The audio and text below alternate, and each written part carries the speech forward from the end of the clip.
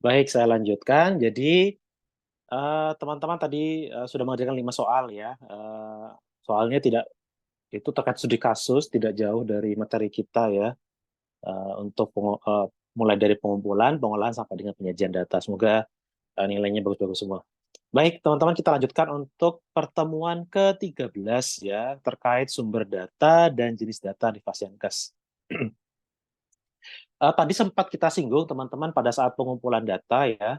Eh, Pengumpulan datanya bersumber dari data primer ya, yaitu dokumen rekam medis. Yang mana kalau sebelumnya ya terkait pengumpulan data itu pasti teman-teman menggunakan kalau tidak observasi, wawancara, kuesioner. Kalau yang tadi itu muncul istilah dokumen rekam medis sebagai sumber datanya ya. Jadi teman-teman nanti kita akan belajar terkait sumber data dan jenis data itu ada apa saja ya yang ada di Fasiankes. Nah, ini adalah materi kita pada pertemuan 13 ini. Sebelum masuk sumber atau jenis data, nanti akan ada sedikit pengantar terkait kualitas data, begitu ya. Kenapa kualitas data itu sangat penting, eh, sehingga sumber dan jenis datanya pun harus diperhatikan agar benar dan sesuai. Ya. Oke, kualitas data untuk menjamin kualitas data di Fasiankes. Oke, teman-teman, data yang baik itu ada beberapa kriterianya. Ya. Yang pertama relevan, ya sesuai ya. Data yang kita ambil itu misalkan data, misalkan kejadian penyakit stroke gitu ya, misalkan ya. Maka data yang dikumpulkan pun harus terkait penyakit stroke begitu. Itu harus sama, sesuai, relevan gitu ya. Kedua, dikelola dengan baik ya, mulai dari pengumpulannya, kemudian pengolahan sampai dengan penyajian datanya. Yang ketiga, tepat waktu dan mudah didapatkan ya, karena eh, data yang baik itu dikumpulkan karena kita mengumpulkan data itu ada batas waktunya, teman-teman. Misalkan eh, kita mengumpulkan, kita membuat misalkan ya laporan kunjungan rawat jalan gitu ya selama sebulan. Maka dari itu, pengumpulan datanya harus tepat waktu agar data di bulan berikutnya ya informasinya sudah bisa tersajikan. Jangan terlalu lama sehingga data itu tidak segera didapatkan dan harus dan mudah didapatkan ya. Data yang baik itu tidak terlalu sulit gitu ya untuk didapatkan. Keempat adalah akurat, bukan hanya akurat tapi juga lengkap, ya, teman. Cost efektif ya, tidak terlalu membebani biaya ya, kemudian reliable dan dapat dipercaya. Jadi kurang lebih kualitas data itu harus akurat dan reliable ya, akurat dan juga dapat dipercaya, evidence based berbasis bukti ya. Karena apa teman-teman? Karena data itu kan tidak diolah ya, kemudian disajikan berupa informasi, informasinya akan digunakan sebagai pengambilan keputusan. Kalau datanya saja itu tidak baik, maka pengambilan keputusannya pun akan juga salah gitu. Kemudian teman-teman, mengapa data harus akurat dan reliable? Karena ada manfaatnya teman-teman. Yang pertama, ya data itu kan untuk menentukan kelanjutan dan perawatan lanjut dari pasien di berbagai level perawatan. Ya. Kalau datanya tidak akurat, tidak dapat dipercaya, maka untuk mengambilan keputusan kepada penentuan perawatan kepada pasien pun juga akan salah. Kedua, tujuan untuk mediko-legal ya. Ini terkait aspek legal bagi pasien, dokter dan pelayanan kesehatan ya, karena PPA itu ya, profesional pemberi asuhan itu kan memberikan apa namanya tindakan ya kepada pasien ya, dan itu pun harus legal ya, dan tidak boleh data yang diberikan dikumpulkan itu salah sehingga pengambilan keputusannya itu juga pun salah. Tiga, menjaga akurasi dan reliabilitas dari informasi tentang pengobatan penyakit dan tindakan, baik itu operasi begitu ya, imunisasi dan lain-lain. Keempat, nah, data harus akurat dan reliable karena digunakan untuk bahan penelitian, teman-teman ya. Kalau teman-teman melakukan penelitian pasti mengumpulkan data yang ada di rumah sakit, atau puskesmas ya, atau dinkes bahkan, dan data-data itu harus dikumpulkan yang akurat dan reliable. Makanya kenapa kok ketika menggunakan metode kuantitatif atau statistik gitu ya, itu harus melakukan uji validitas dan reliabilitas ya. Mengapa? Karena data itu harus valid, ya, akurat, dan harus dapat dipercaya. Kalau datanya tidak valid, tidak reliable, maka tidak bisa dilakukan uji secara statistik. Itu konsepnya, teman-teman. Kelima, informasi statistik yang lengkap, akurat, dan reliable tentang penggunaan pelayanan kesehatan oleh masyarakat. Keenam, pendidikan tenaga medis, dan juga tujuh, menentukan kebutuhan staf dan merencanakan pelayanan kesehatan, ya. Teman-teman kalau pernah atau nanti ya mendapatkan materi terkait perhitungan beban kerja menggunakan ABKKes, ya, dalam menentukan berapa sih jumlah perka medis yang sesuai standar yang ada di rumah sakit A, B, C, dan yang lainnya, itu ada perhitungannya, ya. Kalau datanya tidak akurat, maka menentukan berapa jumlah petugas yang harusnya ada di dalam pasien tersebut itu, maka hasilnya pun juga tidak akan sesuai. Gitu. Maka dari itu kita harus menjaga data itu yang baik, data itu akurat dan reliable. Baik, kita masuk ke sumber data, teman-teman, ya. Sumber data apa saja sih yang digunakan di Pasienkes, gitu ya. Jadi kami mengelompokkan, teman-teman, ada dua sumber data, ya. Kalau sesuai dengan berbagai macam referensi, ya, ada sumber data primer, sekunder. Primer itu yang utama, ya, data yang sebenarnya dikumpulkan secara mentah, belum di apa namanya, diolah dan disajikan, gitu ya. Jadi sumber data itu, teman-teman, untuk yang primer itu bisa bersumber dari yang namanya rekam medis. Jadi rekam medis pasien itu menjadi sumber informasi statistika atau angka-angka yang paling umum digunakan pada organisasi layanan kesehatan. Karena apa? Berbasis bukti, teman-teman. Evidence based, ya. Jadi kalau rumah sakit, ya, misalkan ingin melakukan perbaikan pelayanannya, begitu ya, kualitas pelayanannya, gitu ya. Kemudian kalau melakukan pengumpulan data, kalau wawancara ke pasien kok kayaknya nanti susah pengumpulan datanya, gitu ya, atau khawatir pasien itu enggan untuk diwawancarai atau dimintai apa namanya pendapatnya, begitu, maka ada sumber data yang sangat cost efektif, ya, yang valid dan dapat dipercaya sebenarnya, yang dapat digunakan untuk pengambilan keputusan, yaitu dokumen rekam medis, ya.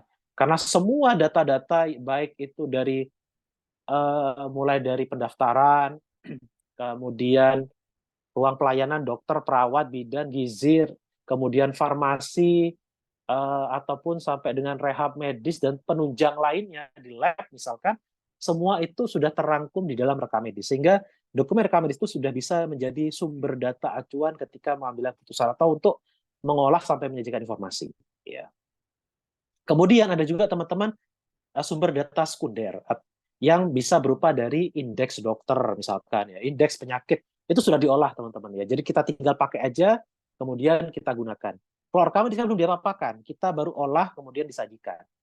Buku register, nah itu kan sudah diolah, ya, register apa namanya kunjungan rawat jalan itu kan sudah diolah, ya, berapa hari ini, besok, seminggu, gitu ya.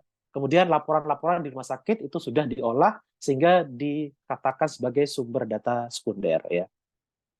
Jadi teman-teman misalkan ketika melakukan penelitian biasanya itu ada sumber data primer, sekunder, ya.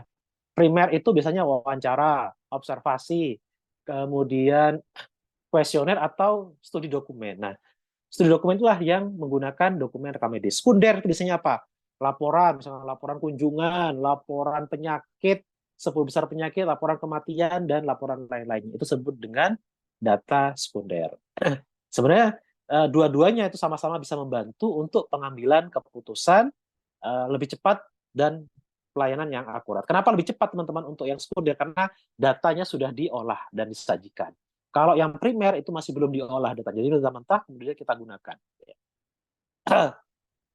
Nah, ada juga, teman-teman, yang referensi yang menyebutkan bahwa sumber data primer itu ada dua di rumah sakit atau pasienkes, ya. Yang pertama, rekam medis yang digunakan sebagai sumber data pelayanan, dan ada juga terkait akuntansi yang digunakan sebagai sumber data keuangan. Ya. Rekam medis khusus pelayanan, kalau mau audit keuangan maka menggunakan data-data akuntansi. Nah, ini adalah sumber data sekunder, ada buku register ya, register pasien rawat jalan, rawat inap, di UGD, sensus harian, itu juga sudah diolah ya teman-teman. Sensus ya, itu sudah diolah, kita tinggal pakai saja. Kemudian indeks dokter penyakit ya, itu sudah ada, laporan-laporan yang ada di SIRS juga ada. Laporan kunjungan, morbid, mortal tadi ya. Laporan apa namanya? Misalkan GBJ itu juga termasuk dalam sumber data sekunder. Kita tinggal pakai gitu ya. Nah, ada juga menyatakan seperti ini teman-teman, preferensi lain ya. Sumber data ya, berdasarkan macamnya ya, data sumbernya itu menjadi dua teman-teman. Ada yang disebut dengan data rutin, ada yang data ad hoc ya. Data rutin itu data yang dikumpulkan oleh Fasiankes dalam waktu yang berkala dan teratur ya. Sedangkan data ad hoc merupakan data yang pengumpulan dilakukan saat dibutuhkan dan tidak menentu. Biasanya melakukan survei gitu ya.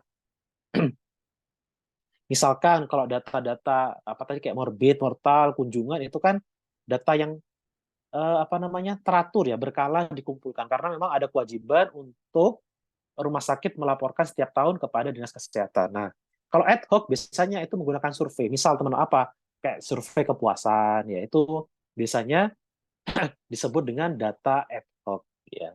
Ya itu teman-teman harus tahu ya, mana yang data rutin, mana data ad hoc. Data rutin dikumpulkan secara teratur dan berkala ya. Setiap hari, setiap minggu, setiap bulan dan rutin untuk dilaporkan juga dan ada kewajiban. Sedangkan ad hoc itu adalah bersifatnya tidak menentu ya. Kadang-kadang saja kalau dibutuhkan. Misalkan kepuasan. Karena apa? Untuk menilai apakah pasien sudah puas atau belum gitu ya. Dan itu memang tidak tiap tahun diukur teman-teman. Bisa 2 tahun sekali, 3 tahun sekali begitu ya. Tergantung kebutuhan dari rumah sakitnya. Kemudian sumber data rawat jalan ya. Oke, mohon maaf. Eh, kita ke jenis data sekarang ya. Pengelompokan jenis data di Fasiankes. Jadi jenis data itu teman-teman ada 4 ya. Kalau teman-teman mungkin sudah pernah belajar statistik atau belum, saya kurang tahu ya, teman-teman. Itu ada jenis data dan skala data, teman-teman. Jadi skala data itu urutannya ada nominal, ordinal, interval, kemudian rasio. Ya. Nominal dan ordinal bisa disebut dengan data kategori. Biasanya ada kategorinya. Kalau nominal itu biasanya gini teman-teman. Nominal itu ya atau tidak gitu ya. Sudah atau belum. Itu biasanya nominal. Ya, kategorinya cuma ada 2, ya atau tidak, sudah atau belum ya. Laki-laki atau perempuan. Itu kalau nominal. Ordinal biasanya ada tingkatannya. Misalkan 0 untuk sangat tidak setuju, 1 tidak setuju, 3 cukup misalkan ya. 4 sangat setuju, 5 sangat tadi 4 setuju, 5 sangat setuju. Itu misalkan ya. Jadi ada tingkatannya. Kalau nominal cuma 2 pilihannya, ya tidak, sudah atau belum. Sedangkan untuk ordinal tingkatannya lebih dari 2 ya. Ada juga interval, teman-teman. Interval biasanya interval 1 sampai 10, 11 sampai 20, itu ada intervalnya dan intervalnya itu selalu sama gitu ya. Kemudian ada rasio, bisa rasio ini perbandingan gitu ya. Misalkan rasio jumlah mahasiswa laki-laki dengan perempuan gitu misalkan 1:5 atau misalkan seperti itu. Misalnya seperti itu ya. Nah, kalau di fasilitas pelayanan kesehatan teman-teman itu ada beberapa contohnya ya. Misalkan nominal ya. Ada jenis kelamin ya, laki-laki atau perempuan. Kemudian kode ICD itu nominal ya. Jadi apa namanya? Tidak ada tingkatan kode ICD ya sudah ya A00, A01 begitu ya. Jadi eh, itu disebut dengan nominal. Ada bagian atau unit itu nominal ya. Ada unit keperawatan, unit rekam medis ya. Dia berdiri sendiri. Jadi 1 atau 2 itu disebut dengan nominal. Kalau lebih dari 1 atau 2 itu sudah masuk di ordinal. Contoh ordinal ya, itu ada skor kepuasan, level ya. Misalkan skor kepuasan pasien, kayak seperti tadi ya, 0 untuk sangat tidak setuju ya atau tidak puas, 1 untuk tidak puas, 3 cukup gitu ya, 4 itu puas, 5 sangat puas. Biasanya seperti itu. Interval teman-teman, suhu misalkan. Suhunya itu antara misalkan ya biasanya berapa? 16 sampai 24. Itu kan interval ya, ada intervalnya. Itu suhu minimal, misalkan suhu maksimal itu 25 sampai dengan 30 berapa misalkan gitu ya. Itu ada intervalnya gitu. Dan rasio biasanya tarif rumah sakit itu bentuk rasio ya. Berapa rasio tarif rumah sakit? Loss ya 1 banding berapa, 1 sampai berapa gitu biasanya berupa angka rasio. Jadi teman-teman harus tahu ya, skala data dan jenis data itu apa saja. Nah, sedangkan yang paling kanan teman-teman itu statistik deskriptif yang sesuai. Jadi misalkan frekuensi jenis kelamin yang ada di kunjungan pasien kunjungan rawat jalan itu berapa pada bulan Januari misalkan. Oh, ternyata yang laki-laki misalkan 300, perempuannya 250 misalkan ya. Berapa proporsinya? Itu biasanya seperti itu ya.